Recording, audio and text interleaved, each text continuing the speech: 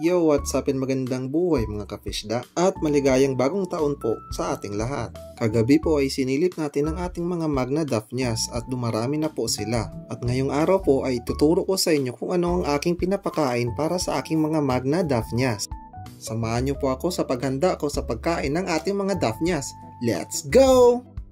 Ayan mga kafishda, so ito lang po ang aking sikreto at pinapakain ko po sa aking mga Magna Daphnias. So ito po yung tinatawag nating hugas bigas. Hindi na po ito siya bago mga kafishda dahil sa ang daming fish keepers po na ito ang kanilang pinapakain sa kanilang Magna Daphnia. Bago pala natin pakainin ang ating mga Magna, ay papakainin muna natin ang ating mga alagang gapi. So meron po tayo ditong decapsulated BBS na paboritong ng ating mga alagang gapis. Tatlong uring pagkain nga po ang pinapakain natin sa ating mga alagang gapis. Binibigyan po natin sila ng decapsulated BBS, Ample Mix Super Gel Food at ang ating mga Daphnias.